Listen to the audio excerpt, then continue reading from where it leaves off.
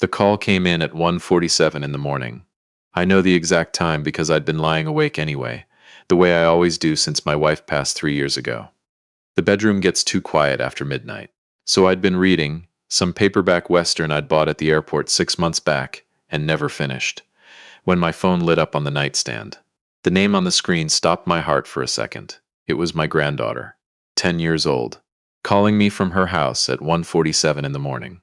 I picked up before the second ring finished. "Poppy?" Her voice was barely a whisper, small and thin the way a child's voice sounds when they've been crying for a long time and there's almost nothing left. "Poppy, I'm scared." I was already sitting up, feet on the floor. "Sweetheart, I'm right here. What's wrong? Where are your parents?" She didn't answer right away. I could hear her breathing, fast and shallow. "They're not here," she finally said. "Nobody's here. It's just me." I want to be very careful how I tell this story because it's easy to let anger take over when you talk about the worst moments. And I've got plenty of anger to spare. But more than that, I want you to understand exactly what happened, in the right order, so that when I tell you what I did about it, you'll understand why. My son's name is Randall. He's 41 years old. He works in commercial real estate in Phoenix, makes good money, drives a truck that costs more than my first house. He married his wife, Sandra, 14 years ago. I was there at the wedding. I gave a toast. I thought she was a fine woman. I was wrong about that, but I didn't know it yet. Their biological daughter, Megan, was born about 2 years into the marriage. Healthy, smart kid. Looks like her mother. She's 12 now. 5 years ago, Randall and Sandra adopted a little girl. Her name is Poppy. Well, that's what I call her. Her given name is Ivy. She was 5 when they brought her home, and she'd been in the foster system since she was 2. Her birth parents had lost custody due to neglect. I remember when Randall first told me they were doing it. I was proud of him, genuinely proud. I thought, this is a good man. This is something real. I drove up to Phoenix when they first brought Ivy home. This tiny little girl in a yellow dress, big brown eyes, clutching a stuffed rabbit that was missing one ear.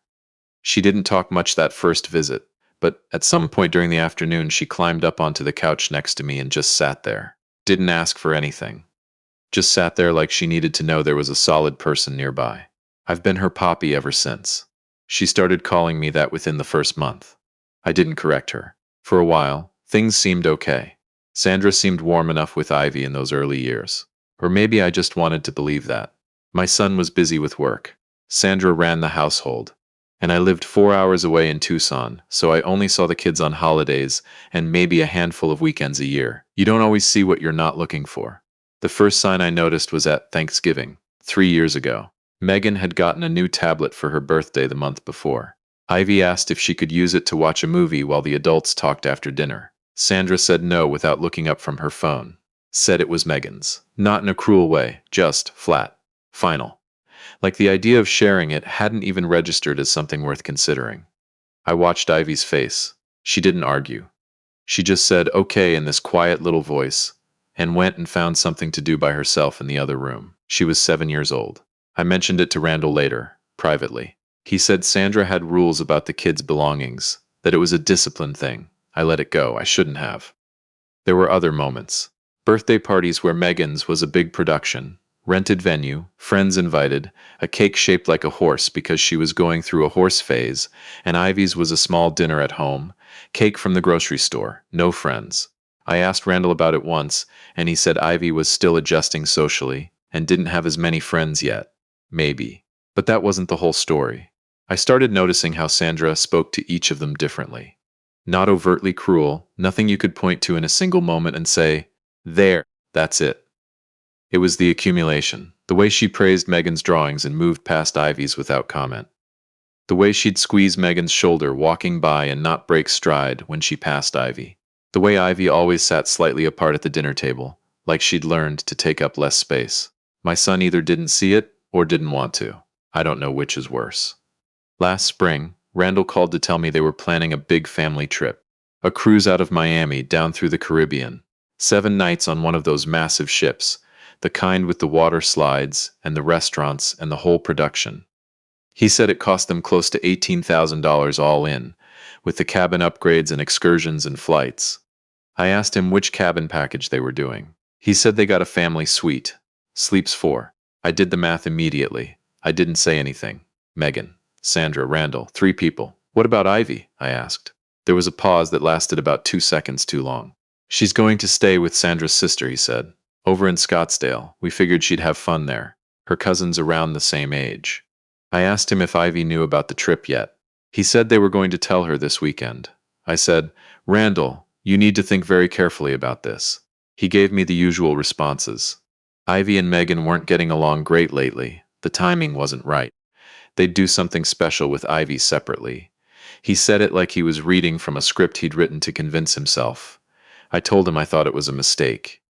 That a 10-year-old girl is old enough to understand exactly what's happening, and that what she'd take from this was not, I'm having fun at my cousin's, but I don't belong in this family. Randall got quiet. Then he said, Dad, we've got it handled. That was the end of the conversation. The trip was scheduled for the 3rd week of June. I called Ivy around the beginning of June, just our regular Sunday call. She'd sounded different, smaller. I asked her how things were going and she said fine, in a way that meant the opposite. I asked her if she was looking forward to summer. She said, Megan gets to go on a cruise. Just that. Not we're going on a cruise or even they're going on a cruise.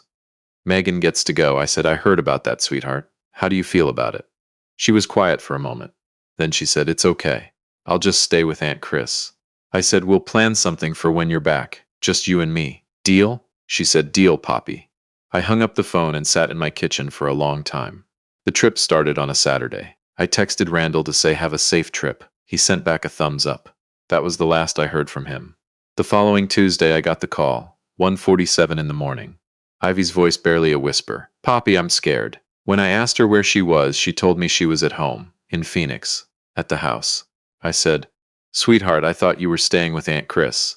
She started crying then, not the loud kind, the quiet, exhausted kind that's somehow worse. She told me that Aunt Chris had dropped her off at the house 2 days ago. Said there was an emergency, something about her own kids, she had to deal with something, and she'd dropped Ivy off and said Sandra's neighbor would check on her. The neighbor had come by once. Brought her a sandwich and a juice box. That was yesterday afternoon. I asked Ivy if she'd eaten today. She said she had some crackers. My hand was gripping the phone so hard I could feel my pulse in my fingers. I asked her if all the doors were locked. She said yes. I asked if she'd been able to reach her mom or dad. She said she'd called twice, but it went to voicemail, probably because they were on the ship. I asked her, Ivy, how long have you been alone in that house? She counted quietly on the other end. Since Sunday? I think Sunday. 2.5 days. This child had been alone in a house for 2.5 days. I told her to keep every door and window locked, to not open the door for anyone, and to stay on the phone with me. I threw on jeans and a flannel shirt and my boots. I called my neighbor from the truck, retired guy, good man, I've known him for 20 years, and told him I had a family emergency and asked if he could keep an eye on my place. He said of course. Then I started driving. Phoenix is 4 hours from Tucson if you push it. I got there in 3.5. I pulled up to Randall's house at 5:30 in the morning. The neighborhood was dead quiet, those nice wide streets and big setback lawns still blue with pre-dawn light. I sat in the truck for a moment looking at the house. The front light was off, all the windows dark. I got out, walked up to the door, and knocked. Not a panic knock, a steady knock, 3 times. A minute passed. I knocked again. The door opened and there was Ivy. Hair messy, wearing pajamas with little cactuses printed on them. I'd bought her those for Christmas, clutching that same stuffed rabbit she'd had the day she came home, still missing its ear. She looked at me for 1 second, and then she was wrapped around me with her face against my chest. And I held on to her and I didn't say anything because there wasn't anything to say right then. I brought her inside and stood in the kitchen. I looked around. There was a box of crackers on the counter, a half-empty container of apple juice, a bowl in the sink that still had dried cereal crusted to it from, by my guess, 2 days ago. I made her scrambled eggs and toast. She ate everything on the plate. She told me she was sorry for waking me up. I told her she never ever had to apologize for calling me. I told her that's what I was there for. She nodded very seriously the way kids do when they're absorbing something important. After she ate, I put her in the guest room. Randall and Sandra had a guest room that nobody ever seemed to use, and she was asleep within about 4 minutes. I sat in the kitchen and drank the terrible instant coffee I found in the back of their cabinet, and I let myself feel exactly what I was feeling. I was furious, not the hot, messy kind of furious that makes you want to break things, the cold kind. The kind that settles in behind your sternum and just stays there, patient and clear. My son had left this child alone. Not just gone on a trip without her, left her alone. They hadn't confirmed the alternate arrangement was actually in place. They hadn't made sure someone was there. They'd handed her off and boarded a ship and turned their phones to airplane mode. This wasn't a parenting mistake. This was neglect. I let Ivy sleep until about 9 o'clock. Then I called my son's number, straight to voicemail, like she'd said. I left a message. I kept my voice even. I told him to call me as soon as he got this, that it was important. Then I called my attorney. Robert's been my guy for over 20 years, handles everything from my property dealings to my estate planning. I told him what I was looking at. He was quiet for a moment, and then he said, "Gary, I need you to take some photos of everything in that kitchen. Dates if you can find any. Document what she told you and when." I did exactly that. I also called the Phoenix Police Department's non-emergency line and reported that a minor had been left alone without adequate supervision for approximately 2.5 days. The officer I spoke to took the report and said someone would follow up. At some point around 11 that morning, Ivy woke up and came and found me sitting on the back patio. She sat in the chair next to me and looked out at the yard. After a while she said, "Are you going to make me go back to Aunt Chris?" I said, "No, sweetheart. You're staying with me until your parents get back." She nodded. Then she said, "Poppy, are they going to be mad?" I said, "That's something for me to worry about, not you." She seemed to accept that. We spent the next 2 days together. I took her to get breakfast tacos at a place near the house. We went to the library and she picked out 4 books. We watched 2 movies. I taught her how to play gin rummy, which she caught on to faster than I expected and started beating me by the second afternoon. She laughed when she won. A real laugh, not the careful small one she usually had around the house. I think about that laugh a lot. On Thursday, Randall called. Ship must have had port access somewhere. His voice was light, relaxed. "Hey Dad, got your message." "What's up?" Said, "Ivy has been with me since Tuesday morning." Silence. I told him what happened, all of it, step by step. I kept my voice level the whole time. The excuses started almost immediately. Sandra had confirmed with Chris. Chris was supposed to have her the whole time. Nobody told them there was a problem. Their phones didn't get signal on the ship. I let him finish. Then I said, "Your daughter was alone in your house for 2.5 days, Randall. She was 9 years old eating crackers at midnight. She called me at 1:47 in the morning because she was scared. I drove 4 hours in the dark to go get her." He started to say something. I said, "I've already spoken to Robert, and I've made a report." The silence that followed was very different from the first one. "A report," he said. "Dad, you made a report." "I did. Why would you?" He stopped himself. I could hear him thinking on the other end. "She's fine. She's with you." This is between us, Dad." I said, "No, son. It stopped being just between us when that child was alone for 2 nights. He said he needed to talk to Sandra. He said they'd deal with it when they got home. He asked me to just keep Ivy there and not do anything else. I said I'd keep Ivy there. I didn't make any promises about doing nothing else. I called Robert back that afternoon. We talked for an hour. In Arizona, leaving a child under the age of 10 unsupervised for an extended period is taken seriously by Child Protective Services. The fact that the arrangement with Chris had broken down and no one had followed up, and the fact that Ivy had gone nearly 3 days without direct adult supervision, was not a gray area. Robert said he could help me petition for emergency grandparent visitation rights, and that given the circumstances, the report to the police would become part of the record. He said the most important thing right now was Ivy's well-being, and that we should document everything, and be prepared for whatever Randall and Sandra decided to do when they got back. I said, "What if they decide to just act like nothing happened?" Robert said, "That's exactly what we're preparing for." Randall and Sandra got home on a Saturday. I brought Ivy back that afternoon. She went quiet in the truck as we got closer to the neighborhood. I noticed that. I noticed the way she straightened herself up a little, got more careful, the way kids do when they're preparing for something. We pulled into the driveway and Sandra came out first. She looked tan. She'd had a good trip, by all appearances. She smiled at Ivy in this bright, managed way and said, "Hey, Bug, you're back," Ivy said. "Hi, Mom." There was a pause where nobody said anything. I got out of the truck. Randall came out the front door. He looked tired. Whether from the trip or from dreading this, I couldn't tell. Sandra turned to me and her voice shifted slightly. Cooler. "Gary, thanks for stepping in." I said, "Sandra, I need you to understand something. What happened was not acceptable. That child should never have been left without confirmed adult supervision. She said she knew that.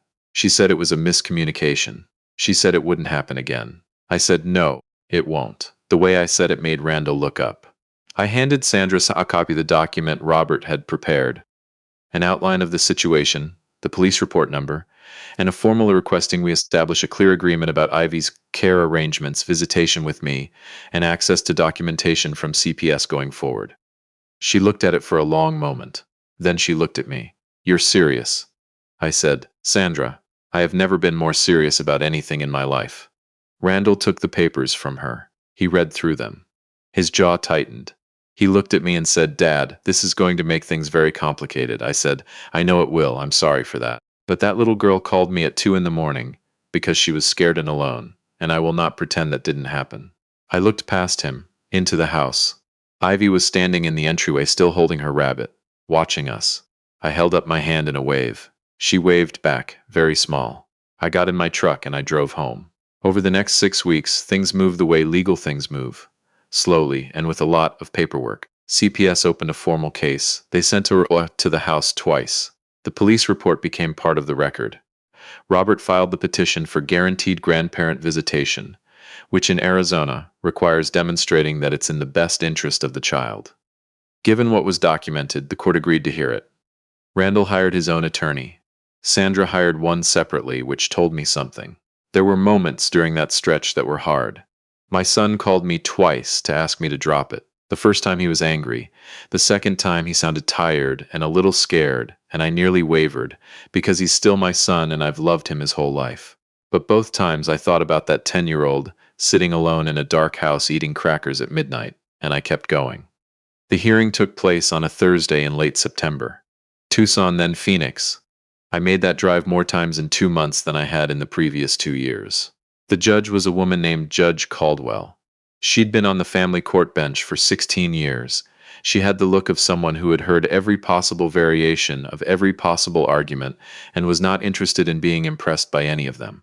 Sandra's attorney presented the breakdown of the arrangements as an honest mistake, a miscommunication, a gap in supervision that nobody intended. Robert presented the documented facts, the timeline, the police report, the records of what Ivy had told me, the photographs I'd taken of the kitchen. The fact that Ivy had been alone for 2.5 days and had contacted not a neighbor, not a teacher, not a family friend, but a grandparent 4 hours away because she had no one else to call. Judge Caldwell asked Randall directly, "Mr. Caldwell, at the time your flight departed, was there a confirmed adult supervisor in your home with your daughter?" He said there was supposed to be. She said, "That's not what I asked." He was quiet for a moment. Then he said, "No, not confirmed." She made a note. The ruling came 12 days later. Grandparent visitation was granted. 1 weekend a month minimum, with additional time during school breaks, in writing, enforceable. CPS would follow up with the family for 1 year. Any future lapse in care arrangements for Ivy specifically would be grounds for additional review. And there was one more line in the ruling. One that the judge had added on her own. She had ordered a family therapist to be assigned to work with Ivy, specifically to address the child's sense of belonging within the family structure. The therapist would report to the court quarterly for 1 year. When Robert called to tell me, I was sitting in my kitchen in Tucson, the same kitchen where I'd taken that call at 1:47 in the morning. I said, "Does this mean she's protected?" He said, "It means she's on the record. It means there are eyes on this now. And it means if anything like this happens again, the consequences will be significantly more serious." That's not everything I wanted. I won't pretend it is. I wanted my son to wake up and be the man I raised. I wanted Sandra to look at Ivy the same way she looks at Megan. I wanted none of this to have been necessary. But I have learned, in 63 years on this earth, that you cannot force people to love the right way. What you can do is make sure the ones who need protecting have someone in their corner. Ivy came to stay with me the first weekend in October. We drove out to Saguaro National Park on the Saturday morning, just the two of us, and walked the trails until she got tired, and I carried her piggyback for the last quarter mile.